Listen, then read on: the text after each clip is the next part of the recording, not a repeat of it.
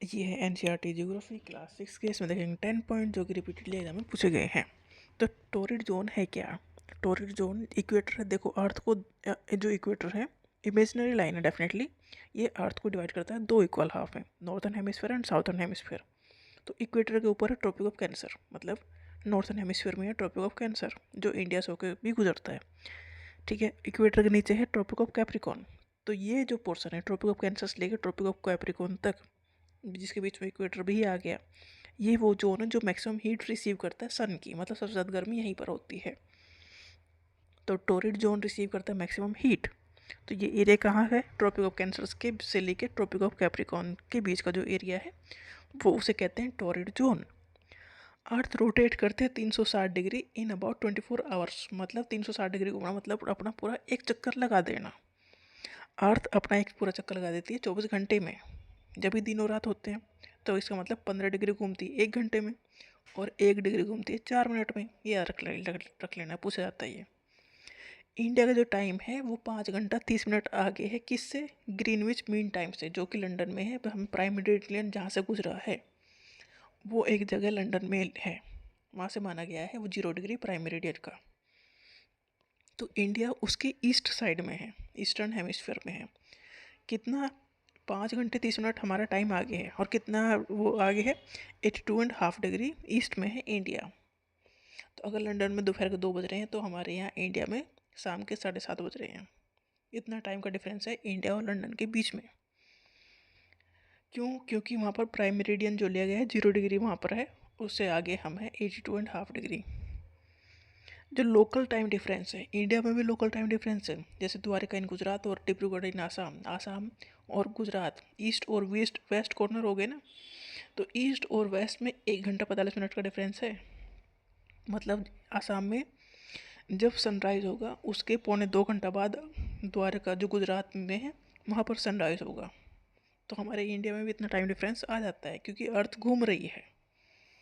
तो जो उसके सन के साइड में जाता है जल्दी आएगा, उस वहाँ पर सनराइज़ जल्दी होगा। जो लेट पहुँचेगा वहाँ पर सनराइज़ डेफिनेटली लेट होगा।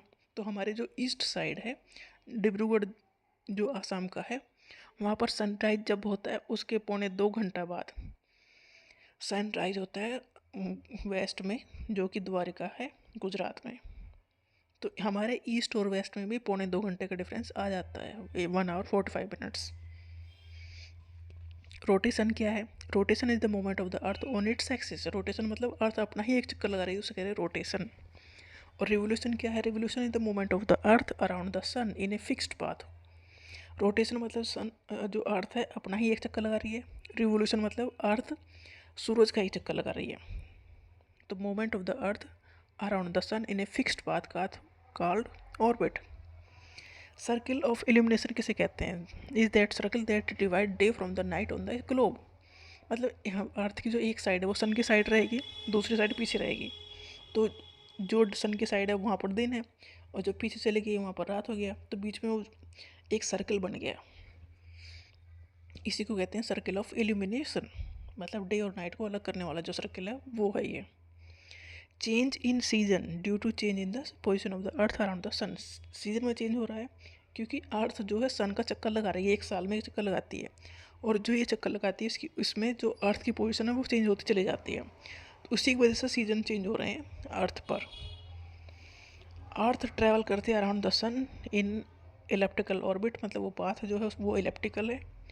और लीप ईयर में 366 नंबर ऑफ डेज होते हैं।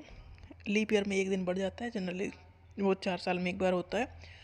क्यों? क्योंकि अर्थ जो घूमती है, एक चक्कर जो अर्थ लगाती है सन का वो लगाती है 365 दिन और 6 घंटा में। तो 6 घंटा करते करते 4 साल में एक दिन एक्स्ट्रा जुड़ जाता है। तो उस साल हो गए 366 डेज, मतलब फरवरी में 29 डेज, मतलब लीप ईयर। तो लीप ईयर में 366 डेज है क्योंकि अर्थ जो सन का चक्कर लगा रही है वो 365 डेज में प्लस 6 आवर में एक चक्कर लगा रही है। तो 6 घंटा जुड़ते जुड़ते 4 साल में एक दिन को बढ़ा देते हैं, तो वो दिन होता है लीप ईयर, वो साल होती है लीप ईयर।